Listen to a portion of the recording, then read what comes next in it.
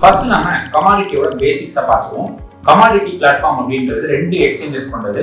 ஒன்று வந்து multi commodity exchange MCX அப்படின்னு சொல்லுவோம். இன்னொன்று வந்து national commodity and derivatives exchange NCDEX அப்படின்னு சொல்லுவோம். இதில் நம்ம MCX மட்டும் தான் மோஸ்ட்லி யூஸ் பண்ணுவோம். ஸோ நீங்களுமே MCX மட்டும் யூஸ் பண்ணுங்க. நெக்ஸ்ட், இந்த கமாடிட்டிக்கு ஒரு மார்க்கெட் டைமிங் இருக்கு. ஸோ அது என்ன அப்படின்னு பார்த்தீங்கன்னா, காலையில் 9 மணிலேருந்து நைட்டு 11:30 PM வரைக்கும் உண்டு. சம்டைம் 11:55 வரைக்கும் எக்ஸ்டெண்ட் பண்ணுவாங்க. நீங்க ஒருவேளை ஆஃபீஸ் போயிட்டு இருக்கீங்க, ஒர்க்கிங் ப்ரொஃபஷனலா இருக்கீங்க அப்படின்னா 9 to 5 ஜாப் முடிச்சுட்டு வந்து கூட நீங்க ட்ரேட் பண்ண முடியும். அந்த பெனிஃபிட் இந்த கமாடிட்டில உங்களுக்கு கிடைக்கும். நெக்ஸ்ட், இந்த கமாடிட்டிஸ்லேயே நிறைய கமாடிட்டிஸ் இருக்கு. ஸோ அதுல 2 டைப்பா பிரிக்கலாம். ஒன்று வந்து சாஃப்ட் கமாடிட்டி, இன்னொன்று ஹார்ட் கமாடிட்டி. இந்த சாஃப்ட் கமாடிட்டியில தான் நம்ம டெய்லி யூஸ் பண்ணக்கூடிய அக்ரிகல்ச்சரல் ப்ராடக்ட்ஸ் எல்லாமே வரும். எக்ஸாம்பிளுக்கு ரைஸ், வீட் இதெல்லாம். ஹார்ட் கமாடிட்டியை இன்னும் ஃபர்தரா 3 கிளாசிஃபிகேஷன் பண்றாங்க. ஒன்று மெட்டல், இன்னொன்று எனர்ஜி, இன்னொன்று புலியன்.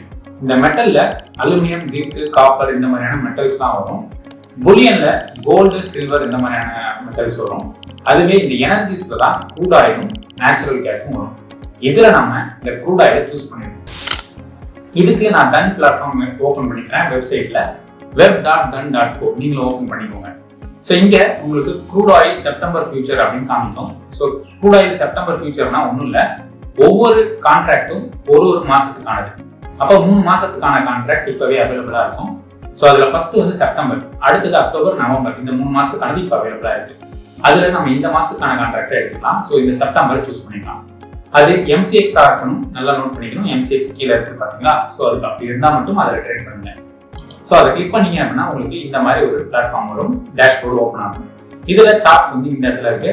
அண்ட் அதே போல கீழே அதர் டீடைல்ஸ்லாம் கொடுத்துருப்பாங்க. இதுல ஓப்பன் இன்ட்ரெஸ்ட் எவ்வளவு இருக்கு அண்ட் எக்ஸ்பைரி என்ன டேட் இதெல்லாம் பார்த்துக்க முடியும்.